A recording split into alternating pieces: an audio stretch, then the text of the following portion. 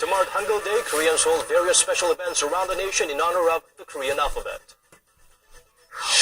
While North Korea gets ready to commemorate an important anniversary with the big guns on display, Human Rights Watch criticizes how the regime forces its citizens into hard labor for various purposes, including for holding such big events. The Tunisia National Dialogue Quartet wins this year's Nobel Peace Prize for their contribution in helping to preserve the country's dreams of democracy in 2013. Hello, it's good to have you with us at this hour. I'm Daniel Chen. That's our the first story. Koreans celebrated the birth of the Korean alphabet Hangeul on Friday. Our Kim Ji-yeon shows us some of the events held in Seoul to mark this very special and important occasion. Koreans and foreigners have come together today in Seoul's iconic Gwanghwamun Plaza to participate in various events to celebrate the birth of Hangeul. Hangeul, or the Korean alphabet, was created by King Sejong the Great in the 15th century. Being here on Hangeul Day makes me ruminate on the preciousness of the Korean language and how King Sejong was able to create the Korean alphabet. It was a love for his people that prompted him to create a way for them to easily read and express their thoughts. And it wasn't just Koreans enjoying the festivities. 어렸을 때부터 마음에 들었던 거는 한국 음식에 대한 관심을 많이 가지게 되고 너무 먹고 싶었어요. 그때는 한국 음식을 많이 먹기도 했고 그리고 한국에 들어온 다음에는 제가 이제 그 한국 문화에서는 어른들을 너무 존경스럽게 대조하는 거라 근데 지금 가르치고 있는 상태에서 보면은 한국은 언제 이렇게 많이 알려져 있고 한국어에 대한 언제 그렇게 어떻게 이렇게 많은 관심을 보여주고 있는지 저도 놀람스러운 일이고. The growing popularity of both Hangul and the Korean language is prompting the government to continue its support to promote them overseas. On our Facebook page, President Park Geun-hye stated the value of Hangul would shine even more when it's treasured by others. Prime Minister Mong-Jun echoed the sentiment at a celebratory event marking the 569th Hangeul Day. A country's dignity can be measured by the quality of its spoken and written words, which are important tools for communication for its people. With this in mind, the government will continuously make efforts to improve proper usage of the Korean language and further increase efforts to spread its usage worldwide. Hong said the government will continue to support overseas Korean language institutions such as the King Sejong Institute, which currently have around 140 branches in 54 countries. Kim Jung, Arirang News.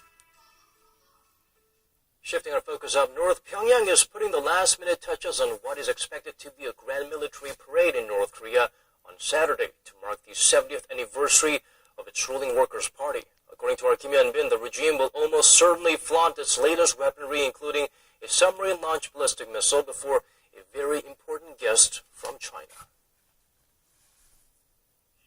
North Korea has a history of revealing new weaponry at its military parades. In April 2012, Pyongyang unveiled its KN-08 intercontinental ballistic missile for the first time. In 2013, the North paraded what is said were miniaturized nuclear weapons inside backpacks.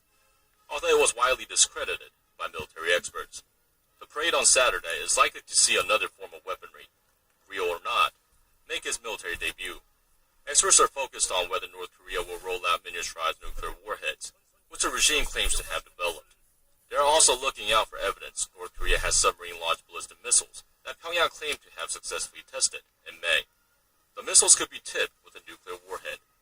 If the North had the technical ability to do that, it would represent a dangerous new security threat to the south. North Korea will likely display its KN-09 cruise missile, which has a range of up to 200 kilometers. If fired from the border, Seoul and South Korea's military headquarters in Daejeon will be well within its range. The North's KN-09 could strike most of our military's runways. Without this ability, North Korea's conventional weapons could potentially overpower us in a conflict scenario. Meanwhile, Liu Win-sun, China's fifth-in-command, arrived in Pyongyang on Friday to take part in the anniversary ceremony. Liu led the Chinese delegation and is scheduled to stay for 4 days to meet with North Korean officials and exchange views on bilateral relations. This is the first time since 2011 for a member of the Chinese Communist Party's Politburo Standing Committee to visit North Korea. Diplomatic sources in Beijing expect Kim Jong-un to meet with Liu, but experts say it remains unclear if the encounter will help Pyongyang-Beijing relations. Kim Hyun-bin, Arirang News. Chinese President Xi Jinping sent a congratulatory message to North Korean leader Kim Jong-un on Friday. According to Chinese state-run media, Xi extended warm congratulations to Kim, saying that Beijing and Pyongyang have maintained a great friendship and added he wishes the relationship could strengthen and prosper. Bilateral ties between the reclusive state and China have remained strained since the North's third nuclear test back in 2013. Well, North Korea has been making preparations for the massive public ceremony. A new report released Thursday by Human Rights Watch reveals more condemning evidence of the communist state's abuses. It explains that the country's economy and the ruling class was built and sustained by the blood, sweat, and tears of forced labor. According to the Watchdog, most North Koreans must perform forced labor at some point in their lives at logging camps, mines, and farms under difficult and dangerous conditions. Such experience results in physical and mental injuries, malnutrition, starvation, and even growth deficiencies. A UN commission also found the conditions to be worse in prison camps where forced labor is used for political coercion. Phil Robertson, the Asia Deputy Director of Human Rights Watch, said the UN Security Council should act now to demand the reclusive regime put an end to its abusive economic system built on exploitation. South Korea, China, and Japan say they will work on expanding regional financial ties and vowed closer coordination in monitoring risky developments in the markets. Seoul's finance chief also called for support for a South Korea-led Asian Development Bank. Shin Se-min has this report.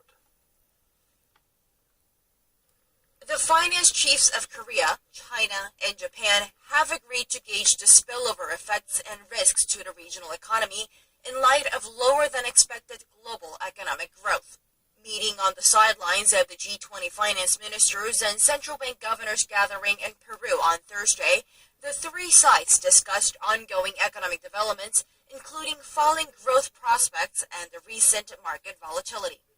They also agreed to clearly communicate actions aimed at fostering confidence in their respective financial markets. On top of that, the ministers discussed ways to further develop regional financial cooperation within the ASEAN Plus 3 and said they would work together to ensure financial stability. Korea's finance minister Choi also asked for China and Japan's support for the establishment of Seoul's envisioned Northeast Asia Development Bank. The bank would be designed to support North Korea's economic development in exchange for Pyongyang's denuclearization with the help of other member nations from the so-called six-party nuclear talks, which included China and Japan. Thursday's meeting was the second between the three ministers this year. It's hoped that the talks lay the groundwork for a successful summit between the leaders of the three countries. The summit is expected to be held in Seoul at the end of this month or in early November. Shin Se-min, Arirang News. Keeping our sights fixated in Peru, Korea's finance minister Choi also met with the managing director at Moody's on the sidelines of the G20 meeting. During that meeting, Korea's top economic policymaker expressed hopes that the credit rating agency would soon boost Korea's sovereign credit rating while reiterating Seoul's commitment to revitalizing its economy and governmental structural reform.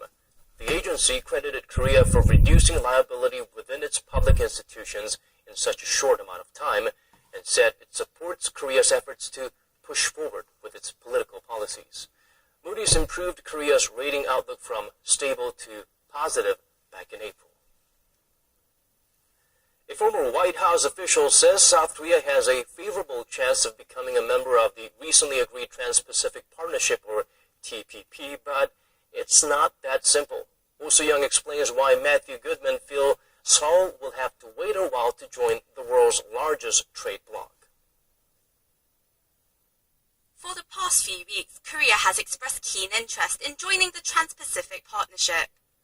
However, joining the world's largest trading bloc may prove to be less than straightforward, according to Matthew Goodman, a former White House official. Speaking to a local news agency on Thursday, he said that Korea should be on the top of the list in terms of gaining membership, but that it's too late to join the first round. Having reached a landmark deal this week, it's likely that the 12-member countries will take a year or two to ratify terms before considering new members for the second round. Goodman said Korea should have joined the TPP in the beginning stages of negotiations, as it would have largely benefited from the historic agreement, which accounts for more than a quarter of the world's trade volume. This means Korea will be excluded from the tariff cuts on nearly 18,000 categories and increased access to markets with a combined population of almost 800 million.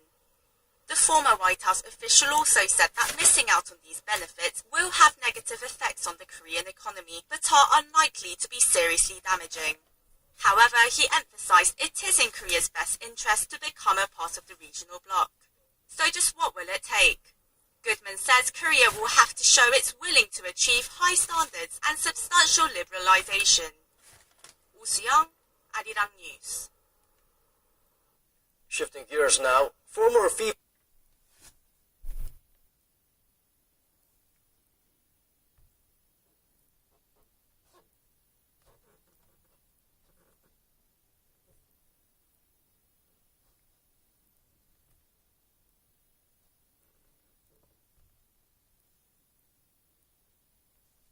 this morning, FIFA President Sepp Blatter and UEFA Chief Michel Platini have been suspended from World Football's governing body.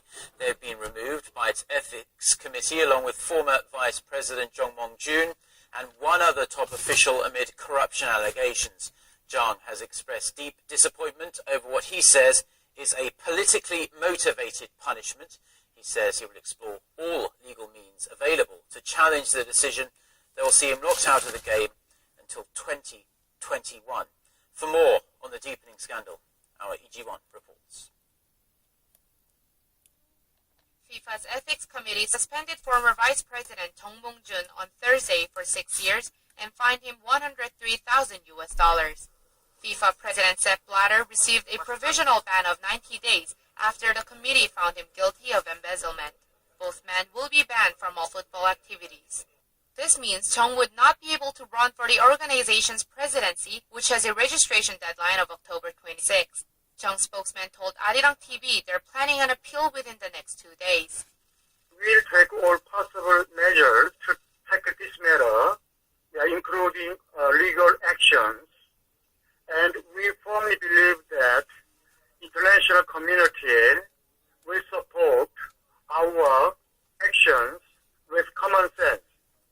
Another candidate for FIFA president is Michel Platini. He's president of the Union of European Football Associations, but has also been implicated in the scandal. Like Blatter, Platini and FIFA Secretary General Unveil received 90-day bans.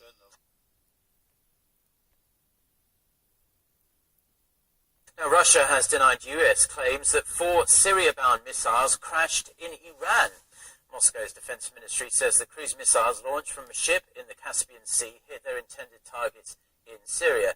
Russia also slammed US news network CNN and the New York Times for reporting the claims without verifying the facts. The Syrian army says Russia's airstrikes have Syria-bound missiles crashed in Iran. Moscow's defense ministry says the cruise missiles launched from a ship in the Caspian Sea hit their intended targets in Syria. Russia also slammed US news network CNN and the New York Times for reporting the claims without verifying the facts. The Syrian army says Russia's airstrikes have weakened Islamic State militants operating in the country, enabling the army to prepare a military operation to retake towns and villages from that group. Now, on a related note, NATO says it is prepared to send troops to protect Turkey as Russia's military campaign in Syria mounts. The head of NATO says the alliance wants to send Moscow a clear message that it is ready to defend its members. That report, Jung, we appreciate. And now the two Koreas have exchanged their finalists of candidates for a reunion event for war-separated families that's set to take place in just 2 weeks. Well, those included on the list have won a chance that's slimmer than winning the lottery, which I don't think it takes an expert to say that we need to hold this event more regularly. Here's our Hong-Jae with the full story. 뭐 갈 수가 없잖아. 우리 개인으로는 말이야. 돈에만 든다고 하면은 내 기어서라도 가는